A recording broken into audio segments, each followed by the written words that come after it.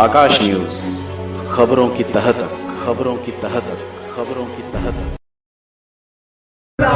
इनकलाब जिंदाबाद जिंदाबाद जिंदाबाद आपकी अपनी पार्टी जिंदाबाद जिंदाबाद जिंदाबाद भारत माता की जय भारत माता की जय। इस गणतंत्र को कैप्चर कर लिया है कुछ पूंजीपति, मुट्ठी भर पूंजीपतियों ने इस देश के लोकतंत्र को इंडस्ट्री बनाने की कोशिश की है कि जो इन्वेस्ट करेगा उसको मिलेगा, और ये इसको एक प्रॉफिटेबल इंडस्ट्री बना दिया है। उससे आगाह करना चाहते हैं।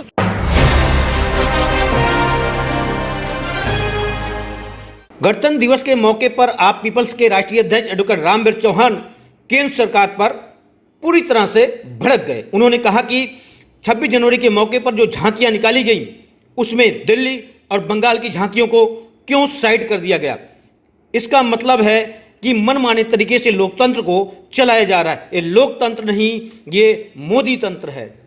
उन्होंने कहा कि देश के लोकतंत्र को मुट्ठी भर लोगों ने कब्जे में कर लिया है और अपने निजी स्वार्थ के लिए लोकतंत्र का मजाक बना दिया है। आइए सुनाते हैं आपको इस मौके पर उन्होंने और कुछ क्या कहा। हम देश के गणतंत्र दिवस की 73वें गणतंत्र दिवस की सभी देशवासियों को हार्दिक शुभकामनाएं देते हैं और देश के गणतंत्र को, देश की जनता को, देश के वोटर को आगाह करना चाहते हैं कि कुछ लोगों ने इस गणतंत्र को कैप्चर कर लिया है।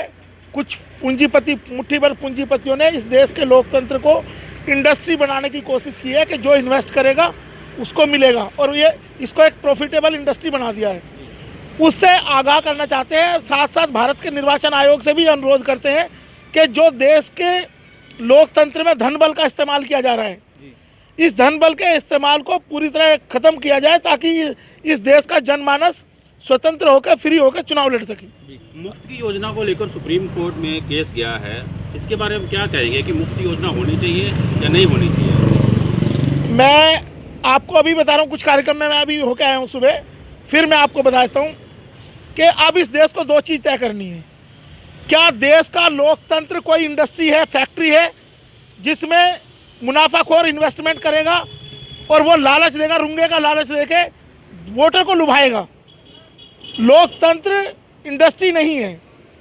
कुछ पूंजीपतियों ने इस देश के लोकतंत्र को कब्जे में कर लिया है, अपनी जेब में रख लिया मुट्ठी भर लोगों ने, और आज उन्होंने इस लोकतंत्र को इंडस्ट्री बना दिया है, प्रॉफिट की इंडस्ट्री, कि जो जितना इन्वेस्ट करेगा उतना उसको फायदा होगा। उसी के फेवर में पॉलिसी बनेगी, उसी के फेवर में सरकार के फैसले आएंगे, उसी को ठेके मिलेंगे सरकार के, तो सरकार उसके फायदे के लिए काम करेगी।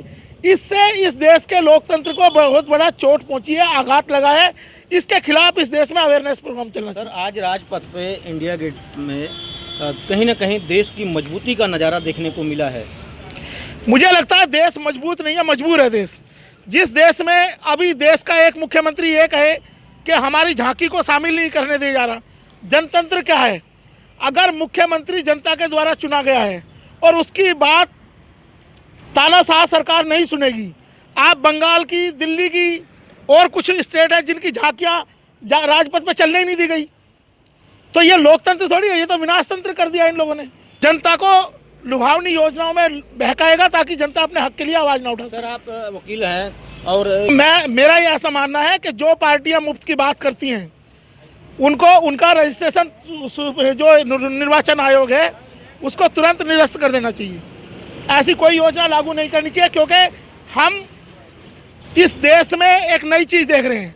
ये जो सरकारें हैं पिछले 8-10 साल से काम कर रही हैं दिल्ली में और देश में, ये लोगों के संघर्ष को ख़त्म कर रही हैं। उनको 5 किलो राशन की लाइन में लगा के, अगर आदमी के पेट में राशन होगा तो वो खाने के लिए संघर्ष नहीं करेगा, वो कमाने की कोशिश नहीं करेगा।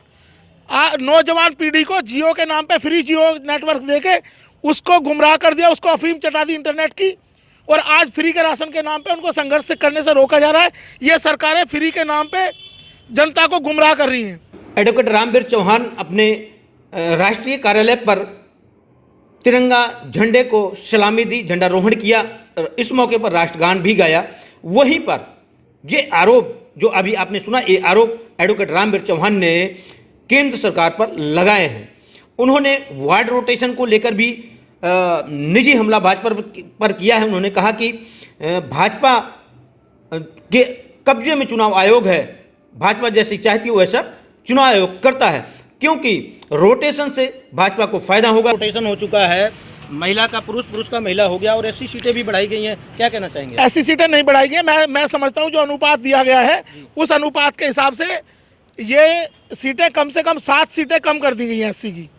किसको फायदा होने वाला है इससे, जो रोटेशन का मामला? जो रोटेशन के मामले में क्या है, ये तो भाजपा की पॉलिसी चल रही है। चुनाव आयोग को कब्जे में किया हुआ है भाजपा ने, और वो ये चाहते हैं कि जो एंटी इनकम्बेंसी होती है रोटेशन सिस्टम में क्या होगा कि जो उनके निकम्मे निगम पार्षद थे, अब रोटेशन के नाम पे उनके टिकट ऑटोमेटिकली कट गए, तो वो नए लोगों को ले आएंगे, वो कहेंगे इसको नए को आजमा लो, पुराने को छोड़ दो। तो ये भाजपा की सोची समझी रणनीति के तहत रोटेशन कराएगा। अपने क्षेत्र की किसी भी खबर को आकाश न्यूज पर चलाने के लिए संपर्क करें 9540468146 पर।